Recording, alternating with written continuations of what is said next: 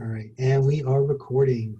Hi, everybody. Welcome to e-commerce work group here on the John Lavinia Success Mastermind Network. It is Monday, September 14th, and I am Stuart Wild, and thanks for joining me. I'm glad to be here with you guys, and together we can help to navigate the Amazon labyrinth of all these roadblocks and hurdles and questions and try and work some of this stuff out together.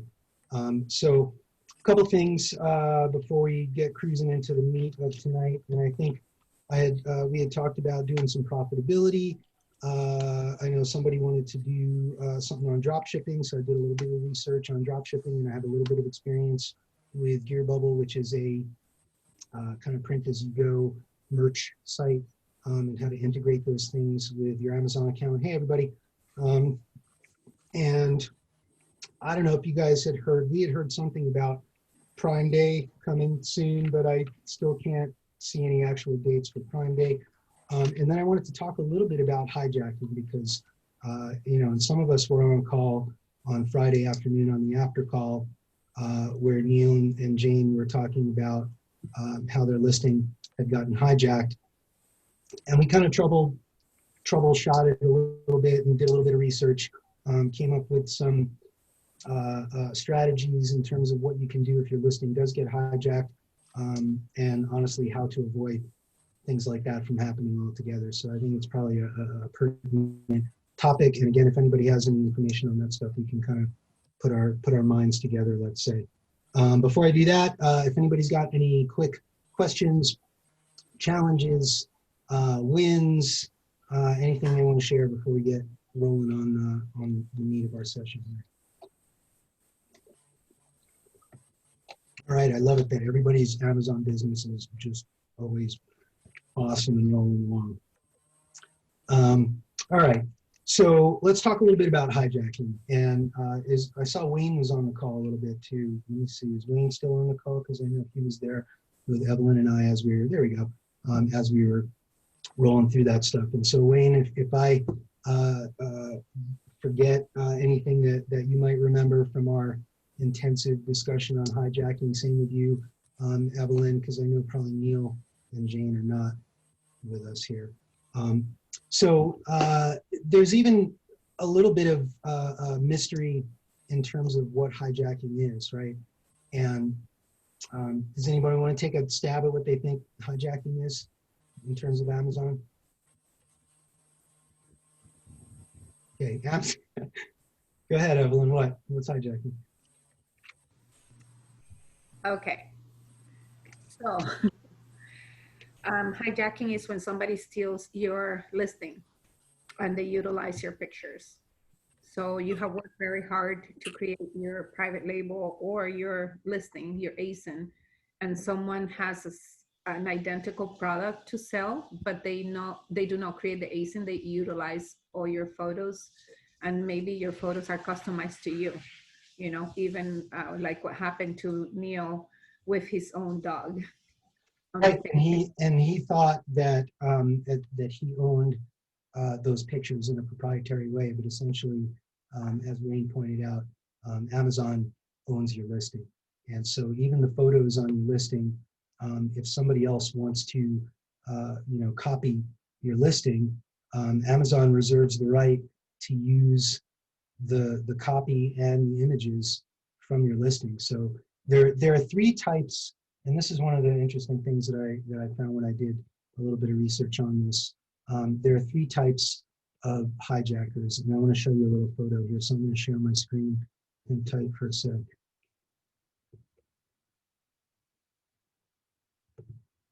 You guys see me? There we go.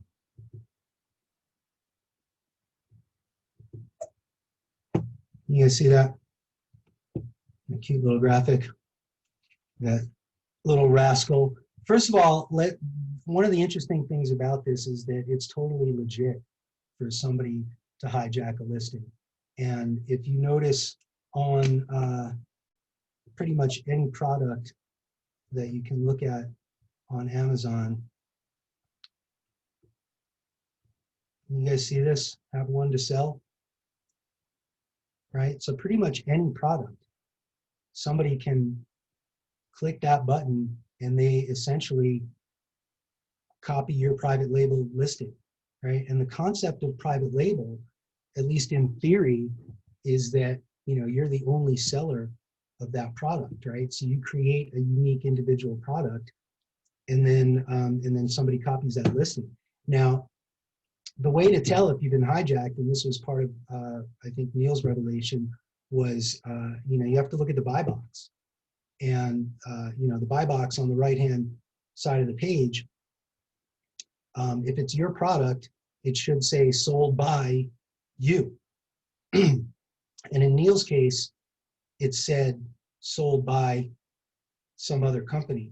And then they went and looked at it, and it was essentially the same exact listing. That person was so lazy that they didn't even you know, make their own listing, right? And so that's the imposter, is where somebody essentially takes on your listing as their own, and just sells the same product on your listing with the same ASIN. That makes sense, most folks? That's kind Yeah, of so can I ask a quick question? It might be stupid. no, not at all, man. So when you say imposter, that in my mind, then all they did was cut and paste everything off your site, set up a channel with a manufacturer, and off they went. Exactly. Is And that? often it can even be the manufacturer. Yeah, And okay. that's I another. got you. But yeah, go ahead. So what about the ASIN? So is it the same ASIN, or they've created a separate It's the ASIN? same ASIN, because once you create a product, it has a unique ASIN. And if somebody else clicks on that, have one to sell, or if they, or through the Seller Central, where you can add a product, you can add any product. You can sell anybody else's ASIN. And then, Wow. you know, and in theory, what people do is, you know, there are predators out there that look for products that are selling well, that are either running low on stock or out of stock. And we'll talk about that later, but that's probably one of the best things you can do to avoid getting your listing hijacked is if you stay in stock. Because essentially what somebody's trying to do is get your customers when you're low on stock. And Wow. you're And they- losing revenue from advertising, right? You're losing revenue from sales, because essentially you are then, if you're doing a CPC deal, then you are advertising for somebody else to make the sale on your product. And so with the buy box, this is what, and as much as, you know, you would think, well, I have a private label product and I'm the only person selling this product. If somebody hijacks your listing, even if it's a private label product that you worked on and it's the only kind like that, then they could win the buy box. So, you know, it could be a picture of your listing, right? It's your listing, but when somebody goes to actually purchase that product, they're purchasing it through somebody else. Okay. And what can happen is those customers, go ahead, Evelyn. Okay, just to clarify, Stuart, what happened to Neil is with a product that is not a branded product. It's a generic, and it's something that was not with a point of difference, you guys. And this is what we've been learning from Sophie. Make sure that your items have a point of difference in them. So he just happened to find an item that, thankfully for him, started selling super well. But it was the same item that I could have bought here in the States, Stuart could have bought in New Mexico, me in Florida, Carl, whatever you're at, Wayne in Canada. And guess what? You can sell the same product, and Amazon will actually put you under the same ASIN because Amazon owns it. And this is not replenishment. This is just your own product. Unfortunately, Neil, This is what happens when you just like pick a product on Alibaba or whatever it is, and you think it's a cool thing and you start selling it. And I have to say, like, we'll talk about other ways to avoid, but absolutely, point of difference branding your product. Yeah, Kim. Correct. Okay, this might sound stupid, but so ASIN stands for Amazon Standard Identification Number, right? So I guess when I hear that, I think that each product should be their own unique number. So how can you have, I guess that doesn't make sense to me, Well, right? you're correct. Each product has its own unique number, but if more than one seller, you ever see where it says sold by one seller, sold by 12 Yeah, sellers? yeah, okay. So it all depends, meaning if it is the same product, and again, in theory, because we are supposed to be private labeling, those should be uncopyable ASINs, but it happens, right? But if you're just selling Elmer's glue, Mhm. whatever, or AIM toothpaste or something like that, there could be 100 different people selling that, right? And so this is where point of difference, but winning the buy box is another one of those things. And so if there is somebody that hijacks your listing and you're competing with them, typically what they'll do is they'll lower the price by a couple few cents so that they can win the buy box. And so you may have to lower your price on your item and take a little bit of the hit to still win the sale. So there's lots of different things. I want to go back to this. So the All right, counterfeiter, thank you. so the counterfeiter is then somebody that sees your product and then essentially copies it and makes their own listing and competes with you. So it's a little bit different. It's a little more creative, right? It's not just somebody copying your total listing. And that may be a separate ASIN. And then there's the saboteur. And this could be like one of your competitors that, tries to ruin your rank or get you bad reviews and things like that. Often the way people are alerted to counterfeiters or hijackers is by getting a bad review. Because often what happens is those products are not necessarily the same quality. I would argue that in Neil and Jane's case, it was probably the same exact product, right? But if somebody is counterfeiting your product, then maybe they're using cheaper materials or it's not quite the same quality. And so what will happen is one of your customers, because remember, it's the same, could be the same listing, the same ASIN. And so one of your customers could write a bad review that impacts you as the seller, even though it's from somebody else. And so in that case, you want to contact the buyer, right? If somebody leaves you a bad review, you definitely want to contact the buyer and you want to send them a replacement. You can mention what happened. We think our listing has been hijacked. Send them a replacement, do the right thing, free charge, whatever, send them a free thing. And then follow up and maybe ask them for another review, right? Because again, you don't necessarily want to take the big hit in the long run with stuff like that. So just real quickly, I won't go off topic, but so that sounds to me like there's some extra work. You can either do it in the front or you can do it in the back. So you do the extra work in the front to private label it, do all the things that would protect you from the hijack, from these three, the circle of doom here. I love it. Or you can do all the work on the back end to try to patch up your reputation, sending out replacements, explanations, extra work that you really isn't because of something you did, right? Right. And I mean, it might be both, Jamie, where, you've done the work on the front end and you still got to do the work on the back end. But I'm saving the front end work last, and maybe that's just because the way my brain thinks. But and honestly, just because it was one of those like, oh my God, Neil and Jane got hijacked. So already it's happened, right? So to me, like we'll go over the preventative stuff towards the end of this, but I'm already like, oh my God, my listing is hijacked. What can I do, right? And that's kind of how I think about this and what I, Neil and Jane and I kind of went back and forth a little bit. And these guys, in theory have done most, if not all of this stuff. So Stuart, yes. I'm sorry. So he said this morning that they gave a free gift with theirs and the other guy didn't. So does that give them any difference? In theory, it should give you a point of difference. And yet, I don't know, is that something that they just did, that they added to the listing? or was this? No, with the that's how they set it up, is they included a free gift with it. Well, guess what? They still got hijacked, right? Yeah, I know, but I'm just Crazy. curious about. I think what they said was that that was going to aid them in trying to get it reversed or have these guys investigated or something. The fact that he did not follow through, the counterfeiter, imposter, whatever, didn't follow through with the free gift. So it wasn't exact. So there was going to be, he was going to have some issues with that going down. So yeah, that's one of, and that's honestly one of the courses of action is, you know, when you complain to Amazon and things like that.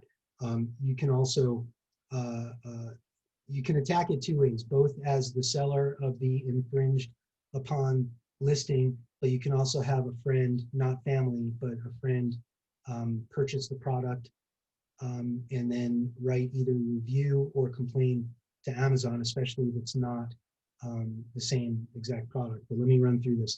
So the first thing really you should do is if you find out your listing's been hijacked, is you want to contact the hijacker. And the things that I've read say that you don't necessarily want to go right to, you know, cease and desist letters and threatening legal action.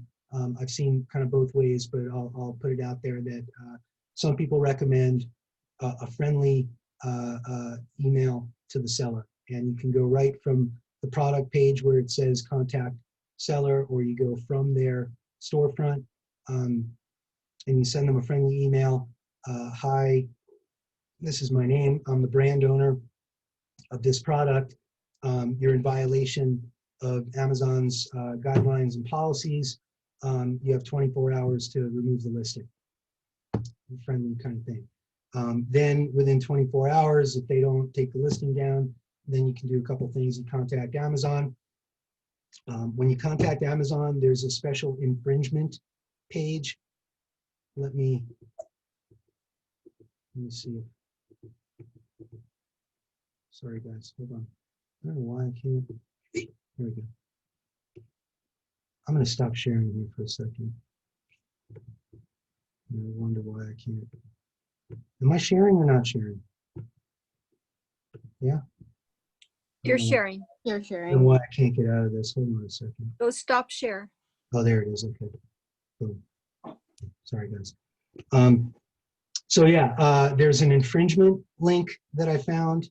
And if you just do like complain to Amazon infringement, you'll see a link for that. And maybe I can throw it in there at the end. But yeah, you want to go through their infringement. It helps if you have photos of your product, and especially if it's branded in any way.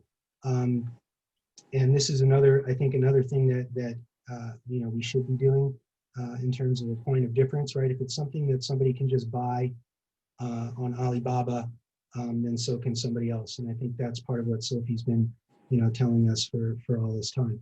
And then you can do the cease and desist. And I found a cool kind of template of a little cease and desist letter that that you guys can use, and I'll throw it in the chat here if anybody's interested. Let's see here. Stuart, if I'm not mistaken, one of the things that was an issue with his product is that can I say what it was? You could call it a pet product, right? It was a pet product, and it had, let's just say that it was, this is the label that is holding on to the items that are hanging here, and it's the same as other listings as well. So he found that supplier, he bought the items, he started selling in the UK and Europe, and he's selling very well. Well, apparently this individual found the same item with the same tag here. That's where we go No differentiation on the packaging whatsoever. at all. Exactly. So even if he's including a thank you gift in the packaging once the person has purchased, this is the vinegar. And what that person did is hijacked his listing and copied the pictures that Neil had taken of his dog with that item. Right. And And again, what we think is that Amazon actually just put that listing there because, again, they reserve the right. If they think that the copy or the images of a listing is the best representation. And those of you that have listed products, there's pretty much a clause when you're listing a product that Amazon says we reserve the right to, you know, use your listing to sell the same ASIN for a different seller, which again, you would think, why would they do this? So then really after the cease and desist, then you know, if you do have a trademark, you know, then you're talking legal action with your attorney if you are going to do such things. I know it's boo-hoo. So in terms of recourse, we were playing around with kind of the guerrilla version of this, which is like put all of that hijacker's stock in a shopping cart as a way to tie up their inventory. And so, you know, it's kind of like a scam the scammer kind of deal. And if you put it in the save it for later place, then that's like, I've read things that say that's where products go to die because they can just sit there forever. So if you really want to mess with somebody, and this also will remind you, you know, if you're putting somebody's product in a save for later, you're kind of screwed, right? So, so yeah, you know, you can, I think what we did, I was putting like 30 at a time in my cart. The issue that we had with Neil's listing was that it was Amazon UK. And so you had to be signed in with an account. But if somebody does that with a US account, I think we can all be all over it. We'll have the call to action on the John Lavinia success page of like, all right, everybody throw this in your shopping cart or whatever. They're screwing with one of our own. So yeah, and then the things that we can do in terms of recourse, you can have a friend purchase that product as a dummy listing, as a test listing. And if it arrives not as shown, right? So then what happens is, and you don't want to necessarily be the one to do this. You complain as the seller, as the infringed seller, you complain to Seller Central through the infringement, right? But if somebody as a customer has a complaint, then they can do that through the seller page or the product page, right? And then it goes to Amazon from a customer, which is sort of another avenue of how to deal with this kind of thing. And if it is in fact like a counterfeit product that you know, is not the same quality, then the email, the complaint to Amazon should use words like fake, counterfeit, not as shown, and in particular, not materially the same. And if you put those words in your complaint to Amazon, they take that stuff pretty seriously. And then let's just talk about how to avoid, right? And honestly, the number one thing that I read about with this is you don't want to go low on stock. You don't want to go out of stock. And I remember one of the early modules, you know, back in the Blue Sky program. And it was really one of the first things that I remember Sophie saying was don't go out of stock. And honestly, I don't think that this was the reason why we were told not to go out of stock, but this is just another reason not to go out of stock on products. Winning the buy box is another one, and we did a thing I think last week or the week before on winning the buy box. But essentially, there are several components, right? And just like Amazon has an algorithm for your listing, they also have algorithms for you know, who gets the buy box, right? And from what I understand, it has to do with having the lowest price, sales, right? If you have some sales and you have some good reviews, then you're likely to win the buy box. The other thing really that's kind of the most important thing with this is if you are brand registered, meaning if you have a trademark for that product, then Amazon will be much more inclined to shut down any other listings. In fact, they're much more likely to even communicate with you about this. I've seen people that kind of got ghosted or having problems communicating with Amazon. But if you're brand registered, then you kind of have a whole other avenue and a whole other set of recourses, let's say. I'm even going to piggyback on that and say that if you have brand exception, right, which is kind of something that we've talked about in terms of not listing your product as generic, right? Because Evelyn, I really do believe that if they, even if they didn't have a trademark, I want to think that if they were able to get brand exception where they had to send images into Amazon with the product, with their branding on it, then nobody can really copy that. And again, I think that's just the warning of we just want to buy this product and not put our brand on it, because you see how easy it is. And Neil and Jane are one of the success stories of our little Amazon group. And if it can happen to them, it can happen to any of us. That's for sure. Fantastic. So would it be better to get a UPC on your product? Well, To do it that way? That's another thing, is that another way to avoid this is that if you have a website, whether it's a Shopify or a Wix or a website with a WooCommerce, if you have an e-commerce off-platform website where you're selling that product, then that by default means that you have to have gotten your own UPC versus getting a G10 exemption, through Amazon. So yeah, that is essentially the next. I guess I was going to say the photos from your branding, right? And even if you don't, you should just always have, you should always have photos, right? Any kind of point of difference, especially with branding on it, and then that's proof that you can send to Amazon and say, hey, this person copied my listing.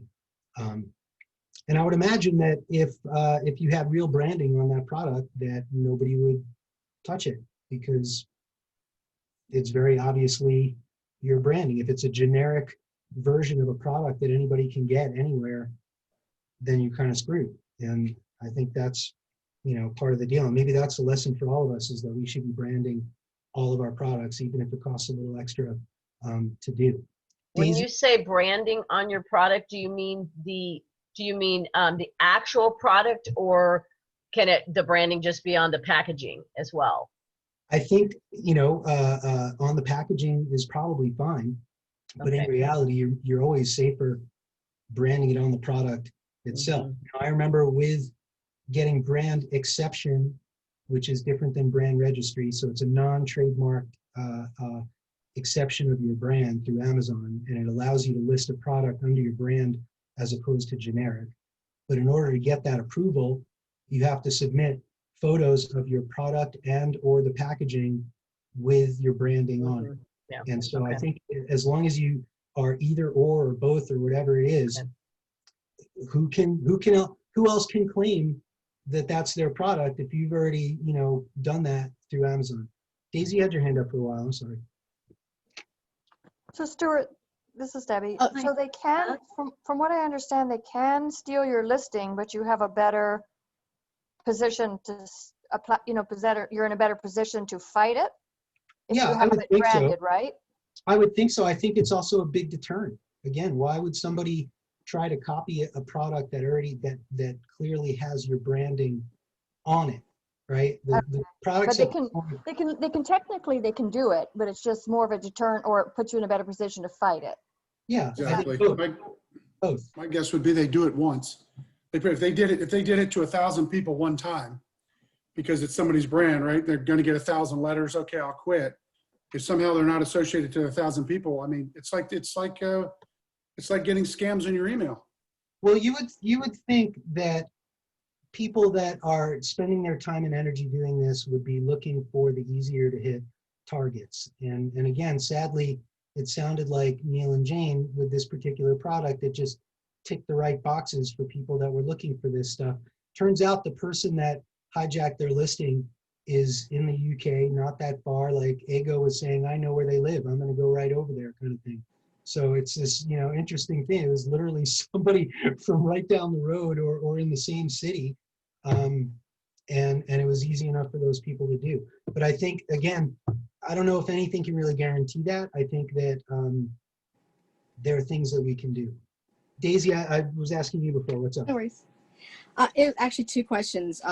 For the most recent thing you were talking about, brand exception. So when you go under brand exception, are you saying in a sense that you will eventually get your product trademarked, or can you be brand exception for an indefinite amount of time? It could be brand exception for an indefinite amount of Okay. time. I mean, we could look at it as an intermediary on the way to trademarking and brand registering. But I think just in terms of the strategy of hijack proofing our listings, it gives you that much more proprietary claim when you're dealing with Amazon, right? So they've already approved that brand. If somebody else tries to sell a product under that brand that they have listed under your name, I don't think it can be done. So again, I'll look more into this, but I think that shy of having a trademark and having brand registry, that it seems like getting brand exception versus listing your product under generic Mhm. is another deterrent, and honestly kind of the way that we've been taught to do things, right? So what I did, I think I had said this before, but there's always new people that may not remember. When I did my GTIN exemption, I did enter my brand. I did not put generic, and it took it. I obviously checked on Google and checked there if there was anything under that brand name, and there wasn't. So what I did is I hired someone from Fiverr, I created the logo, and I created this. Nice. Okay, and my products are handmade, but I mix them with something imported from China. My packaging, I think Sharon can tell you guys, is not something that comes from, you know, a packaging company. It was done by me, by hand, and for them to copy that is going to be very difficult. And it's on my pictures as well. So this is what we've been learning from Sophie, preaching from all of us, you know, over and over again. Try to make a point of difference that is so evident that they cannot copy your product. You know, and that's where, you know, on the other side, I'm having a little bit of trouble. Not that I'm not going to fix it, because I will on my PPC, but I am planning to be that big fish on the small pond because of the mix that I did on my box, on my products. And that's what I think that's what Stuart is trying to get at. Bottom line is we don't want to be hijacked, you know, and it's sad that it happened to me. It's even worse than sad because it's terrible. I mean, they were doing Yeah, very I mean, think about the level of stress that would bring upon you as a new Amazon seller, especially if you had one product and you just got your first product listed or something, and somebody like just steals it from you or whatever. Like I could only imagine that you would take that. I mean, I know I would take that as a personal attack or whatever. It would affect my mindset, right? It would affect my mental diet. It would affect how I slept at night. I would think about it all the time. What can I do to, you know, fix it? And, you know, I mentioned another thing to him was like, maybe you could create a new ASIN and use that same product, but brand it, put your branding on it. And, you know, and maybe it's a bit of a setback, but if he's got a good supplier, if they have a good supplier, then that may be the solution, is like forfeit that ASIN, start over, relist it, put your branding on it, get other people to write bad reviews and tie up the inventory of the other people or whatever it is. And maybe those are things to do. The other thing is to monitor your listings in terms of just being aware of those things. Sometimes you're going to get bad reviews, but other times it's just important. You know, at this point, we don't have dozens of listings each, right? So you should be able to, like, every once in a while go check your listing and make sure that you have the buy box and that nobody else is. And one last little detail, sorry to piggyback on what you're saying, but if any of you guys are buying anything from India and it does not have, let's say, an engraving, just to say something, you know, think of doing an engraving or a sticker the clear ones, and the font to be different than anything you're seeing in Amazon. Just throwing the idea there. The other things, and this is what Evelyn, you had done on your product, and I want to make a differentiation between what Neil and Jane did with their product, because the other thing that I see that is another deterrent or helps us to avoid hijacking is to bundle products, meaning, and I don't mean a 2-pack, which is, you know, what Neil and Jane had done. But again, if somebody can buy one, they can buy two. But the idea of bundling products that are two different products that somebody would have to source from more than one place, and it just makes it harder for somebody to do. So again, bundling is going to make it harder to copy.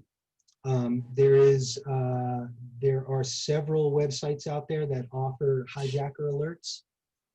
And maybe if one of you guys wants to Google that real quick, maybe you can find a link to throw in the chat. I want to say Seller App had one, but essentially, I don't think Helium 10 has one, but maybe that's something we could all write Bradley about, because it seems like a great functionality to be able to get an alert if your listing has been hijacked. So hijacker alerts, good. Okay, let us talk a little bit about profitability. Okay, and I'm going to pull up a little spreadsheet, and I'll show you what I got going on here. And I know, Kim, you were saying that you were using somebody else's, and that's cool too. Maybe if you wanted to share your screen or show us what you got, and we can see what everybody's using here. So let me see here. Okay. So depending on where you're sourcing your products from, you're going to get different versions of costs. And aside from, just like, forget about the numbers for the moment, and let's just talk about the line item cost per cost. And if I am missing anything that anybody else has found in their journey, then throw it out on the table too. So, and if you remember the first time we did this, Sharon J said, well, no, actually the whole thing is cost of goods. But I'm going to go back to the original where we're just going to call the unit price. Okay. And so your original cost of goods is what you're going to buy your product from the supplier. Then based on your sales price, then you're going to get two different Amazon fees. Okay. The referral fee, which is the 15% FBA fee, right? You guys know that. Then the fulfillment fee, if you're doing FBA, that's going to be another like 12% or so. In this case, actually, it might be more than the referral fee. But typically, the referral fee and the fulfillment fee come to almost 30%, which I just think for a lot of people that are newbies and just starting out, I remember being confused by that in the beginning. So there's those two fees. Then there's actually the Amazon freight, and that's what Amazon is going to charge you as the seller to ship that item to the buyer. And how many people thought that when people paid their Amazon Prime membership, that actually paid their shipping for the products that they buy? Guess who pays the shipping for the products that people buy on Amazon? We do, as the sellers. Okay, so if you didn't realize that, that's another cost. So how did you figure that cost, Stuart, that Amazon freight? So if you go to any product, let me see, I'll pull this back up again to the stapler. I think last week we were using rubber mats or something like that. Hold on a second. So here, you guys, I'm sure that you're almost all familiar with the Helium 10 extension. And if you go, you can do the X-ray through your extension, or just below the product, you hit profitability calculator. Oh, And- that's what that is, the estimated freight cost. Exactly, exactly. And so here's the thing is if you are really in the evaluatory stage of product research and you want to at least get an estimate, because you won't get the real costs until your inventory is at FBA. But you can use this profitability calculator not only to tweak dimensions and weight, it also gives you an idea of the shipping tier that it's going to be in. It allows you to change the price a little bit and tweak all those results. But unit freight cost is what it's going to cost to ship that thing.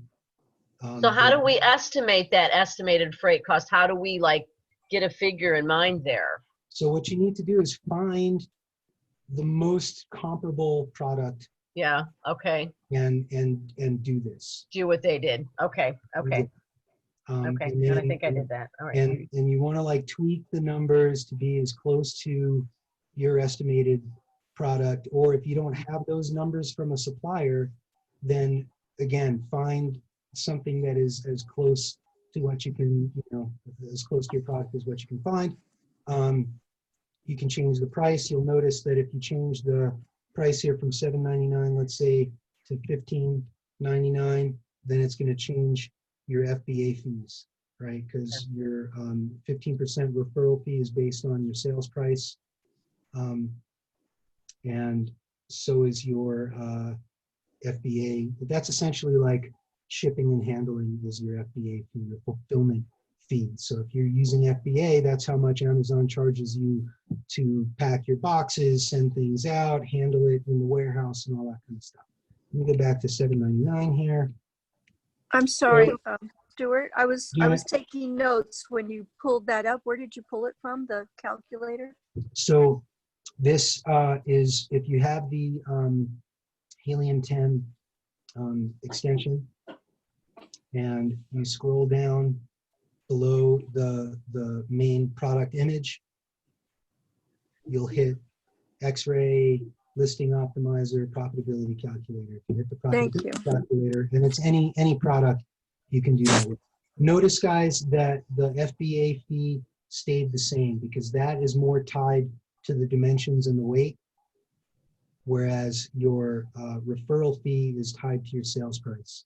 So I don't know if you saw that, but when I jumped that up to $15.99, then that changes the referral fee, but the actual FBA fee stays the same. So this is a good way, and then it will also tell you, and I'm having issues with, there it is, maybe, oh, okay.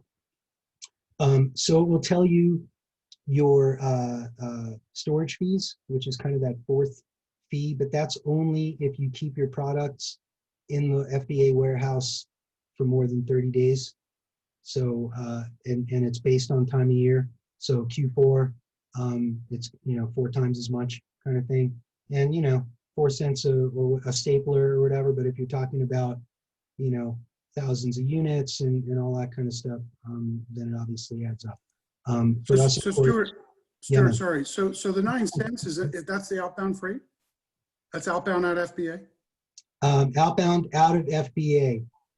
So Nine- that's an average freight cost, whether it gets sent in Seattle or it gets sent to Philadelphia.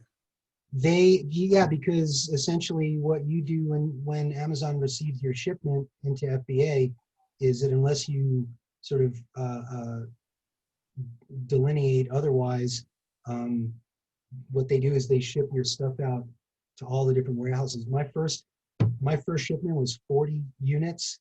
They sent those 40 units to 17 different warehouses Okay, I got across you. the country, right? And that's partially how when people order something that it, can come super Right. quick like that.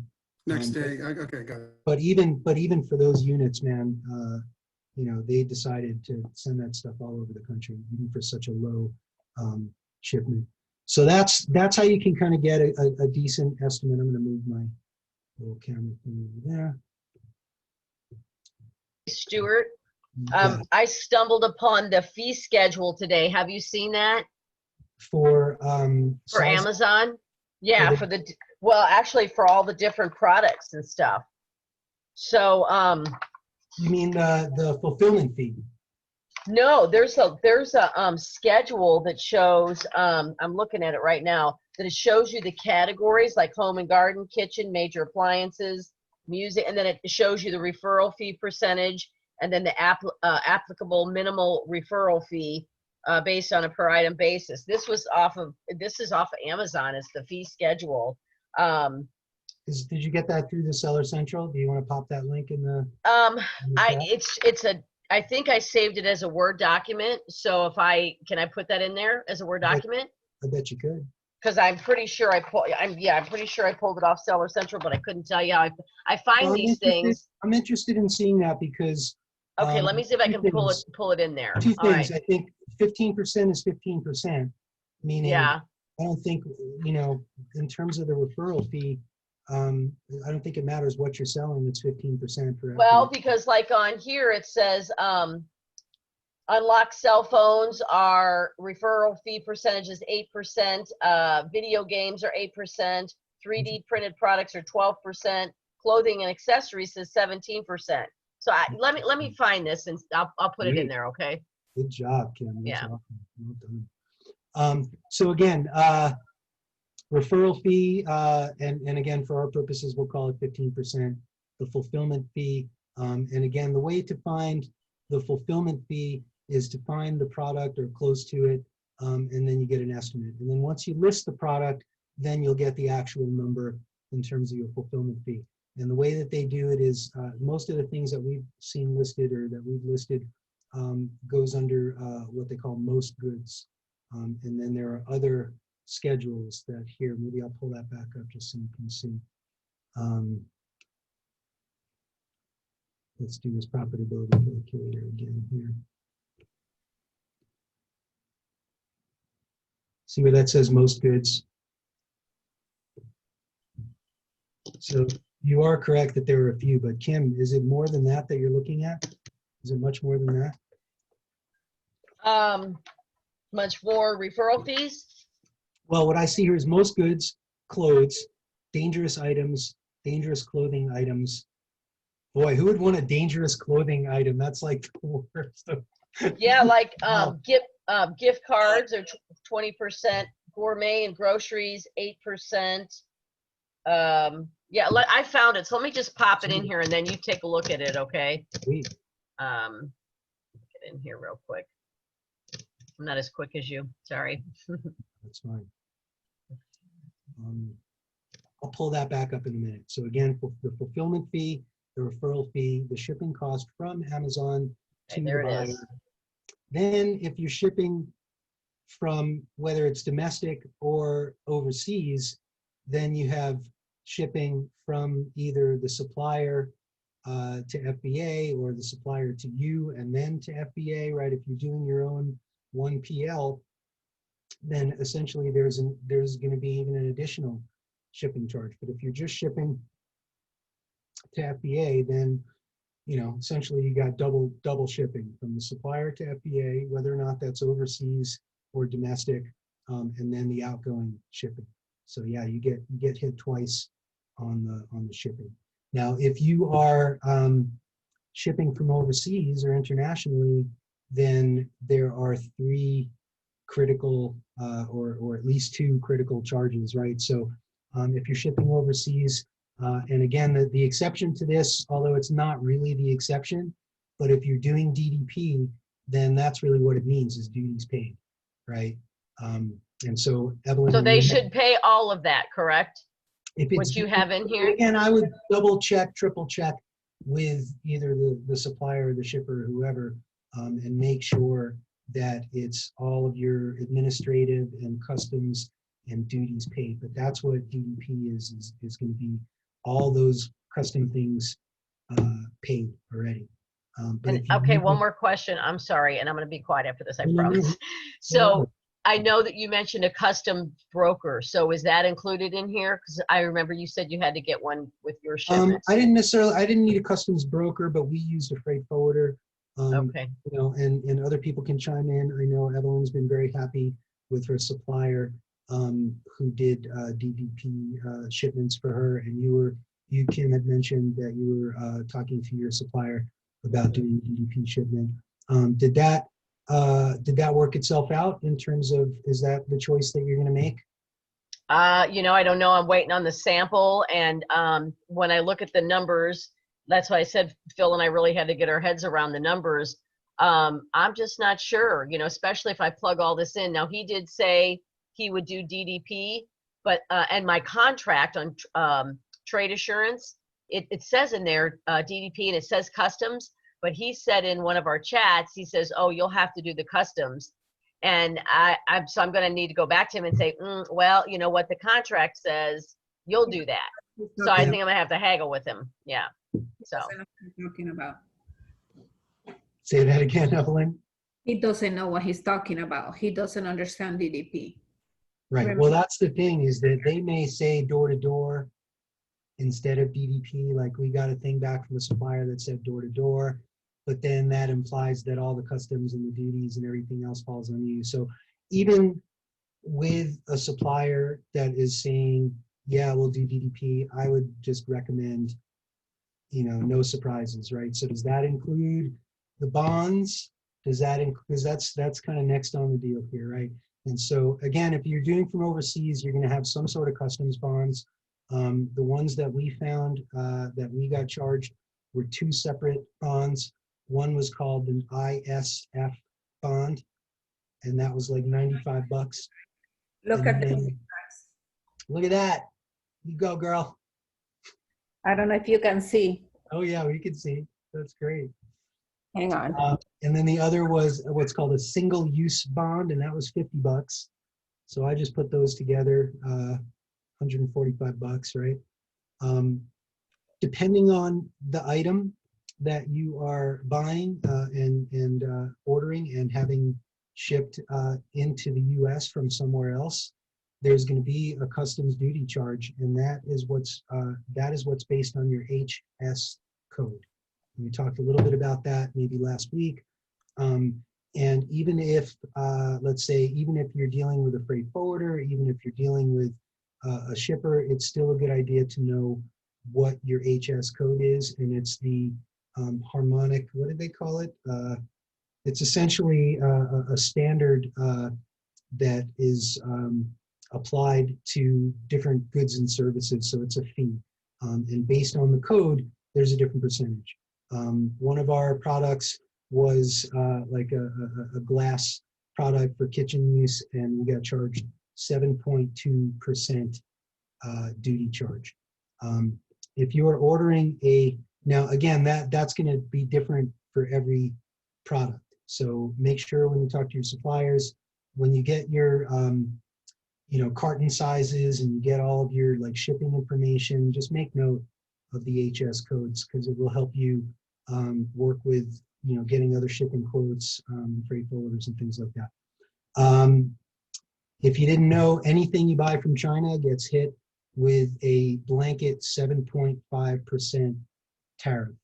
And every supplier that we're working with calls this the Trump tariff. I don't know if anybody else has had this experience, but every supplier is like, oh yeah, and the 7.5% Trump tariff.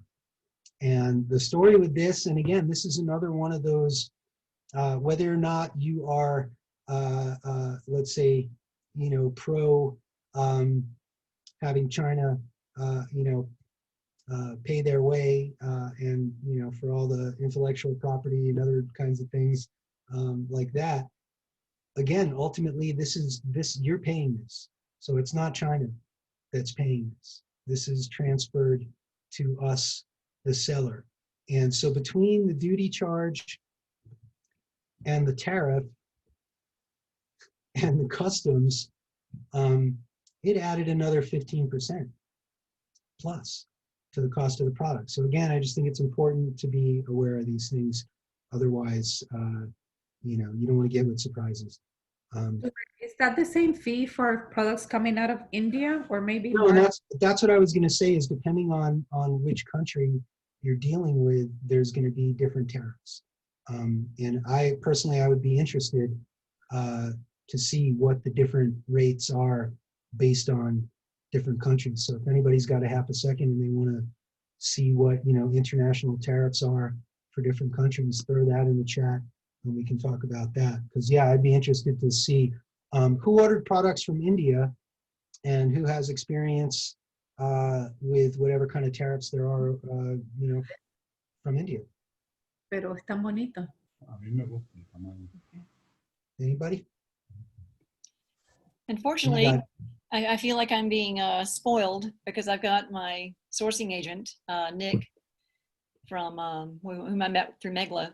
Right. She's basically handling everything, which is really scary. Mm-hmm. I'm trying not to bug them, but I would love to have those numbers. Right.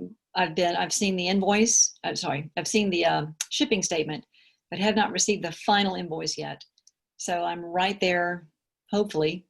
And I have an estimate, but I've not run these numbers yet. And I've got to get busy and do that. But there's this little thing called school getting in the way, but it's okay. Yeah. Well, and just going back and forth with suppliers to figure all this stuff out can be a little bit of work. This was not stuff that I was able to get just from one email with a supplier, right? And again, hopefully, you know, this gives you guys an idea of the different kinds of costs you might incur. So, you know, depending on the product, depending on your supplier, they might include the box, or they might charge you extra for the box. Or if you're going to get a private label custom printed box with your logo and all of your information and maybe even the barcode and things like that on the box, right? That is going to be an expense. I was just looking at custom boxes, like 8 by 12 by 3 inch deep, nice little, you know, really boutique-y boxes. They were like, the cheapest I think we found was like $2.90, like $3 a box, right? So if you don't really think about that, that just made my cost of goods from $8 to $11 or whatever it is, right? And you know, and the more you do this, and again, this, you know, I know maybe Kim, the version that I had sent you, or the version that you had, because I think months and months ago when I uploaded my profitability calculator 1.0, this is like 5.0. Right. You had, yeah, because Phil was like, what the hell? Well, we had Sophie's, the profit, I forget what it's called, but her big one with all the numbers at the top, like if you charge 28 or 22, you know, 26. And he's looking at that and he's looking at yours and he's like, none of these numbers are making any sense to me. And I'm like, I don't know, you're the numbers guy. Help me out here.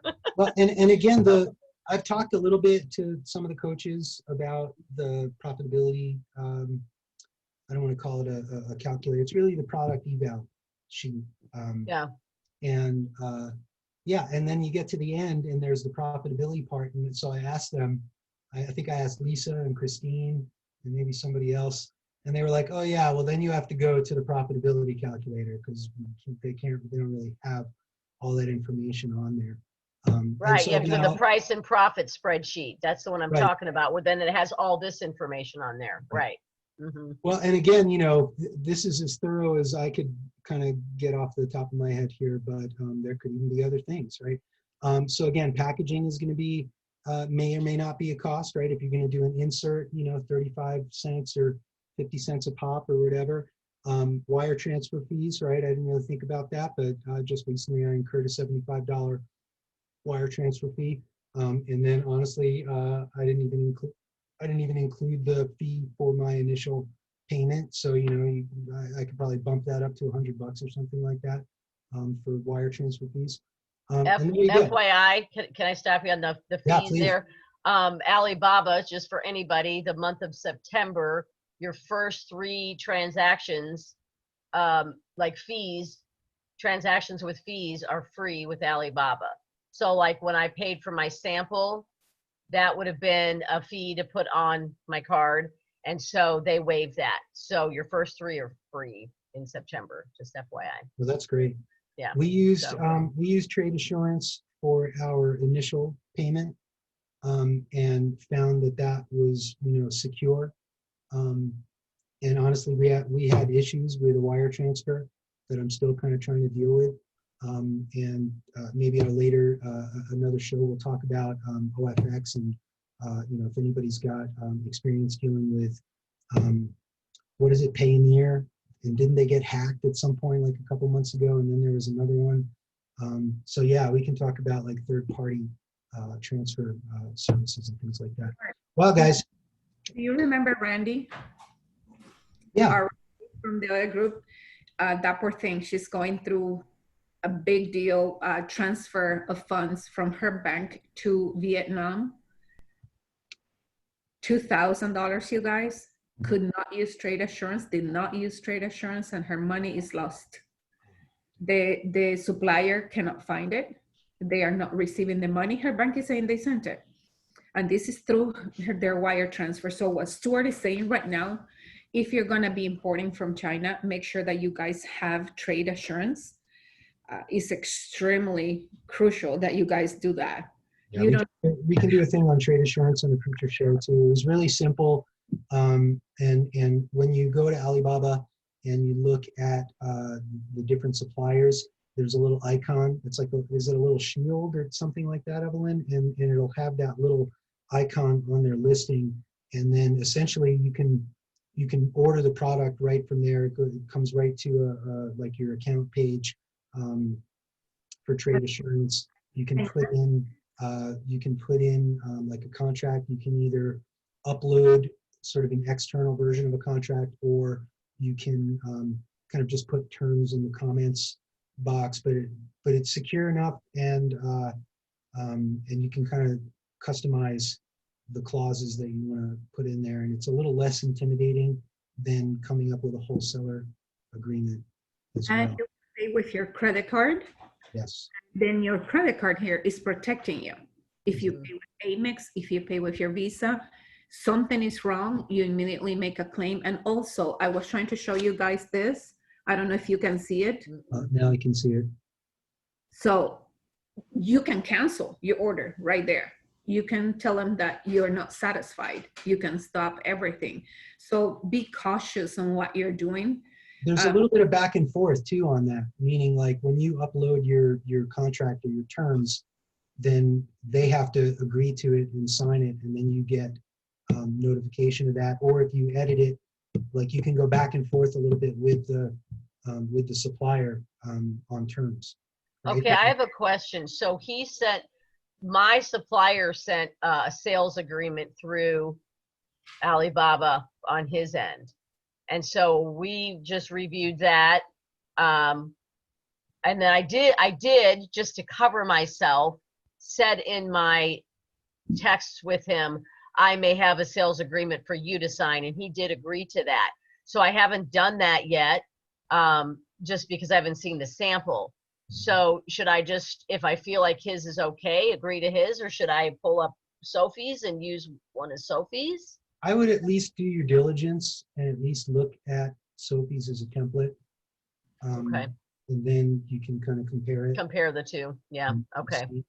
And again, you can make changes to what the He supplier put on there. and then you can flip it back, and in theory, you can go back and forth for a while.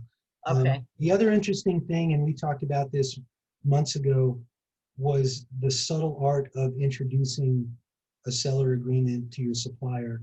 And there's sort of different schools of thought in terms of when to do that. But I think most people agree that you don't want to do it in the beginning and you don't want to do it at the end.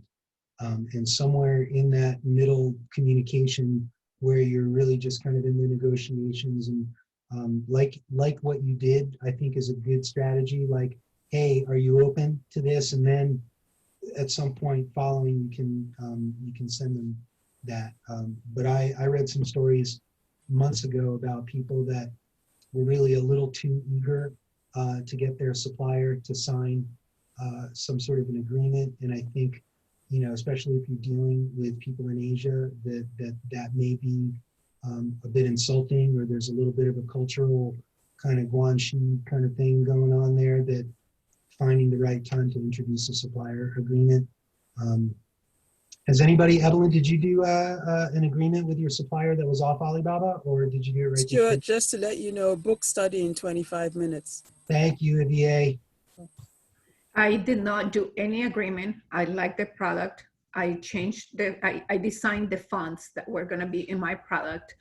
I did a video, of the product. I approved it, did not request a sample. It arrived here. You guys saw the first 2 boxes. Now this is my second order with 3 boxes. And they treat me like royalty, to be quite honest with you. But I developed a relationship with them. And Jamie, you can probably be with me on this, because some sales, to me, that's important, to get to know my customer and the people that I am filling their positions for, my clients. And that is so important. You create that bond, that relationship, they're going to treat you like gold. And I got 30 cents less per unit this time around in this higher season. Let me ask you a question, Evelyn. Were you able to come up with another product from the same supplier? Yes, I did. Right, So- and so that's another testament to kind of some of the early things that we were learning about, is once you get a supplier that you trust and have a good relationship with, if you are working within a niche market of a certain category of products, that maybe that same supplier can now be supplying you with several different products, right? And that, I think, is a great goal to have. All right, so I know we're 6 minutes after. I think what I'll do is I'll cut the recording, and then we can chat for a couple minutes, and then we'll sign off, and then we can get on John's book club. So let me. Can I ask a question? Yes, Janet. The video, she said she made a video. Who was that shown to? What was its purpose? I think, and Evelyn can answer, but I think it was the supplier sent them a video, right? Isn't that what you were saying? No, I did like a FaceTime with them. They showed me the product. I'm like, good. I don't need to receive a sample. Why pay $75 for this if you can show me, that the product is working? And that was it. End of story. Yeah, we did a WeChat And inspection. I did DDP. Thank you. You're welcome. All right, guys, I'm gonna close out of here, and then let's see. Hold on a second. All right. And EVA, you can go to sleep now. nice. Thank you guys for joining us for the e-commerce. No, Evelyn, we've got book study. Then we have book study coming up here in a few Chapter minutes. 2. I ain't going to sleep. I'm not missing that. No. All right, we're signing off. Thank you for joining us, and we'll catch you next week. Thank And you, please- Stuart. And please continue to send topics, questions, challenges, suggestions, all that good stuff, and then we'll just keep rolling. And as we all keep facing challenges and jumping hurdles, we'll keep working together and keep sharing with each other. So thanks for joining us, and Thank you, Thanks, Stuart. Stuart. Thank you, Stuart.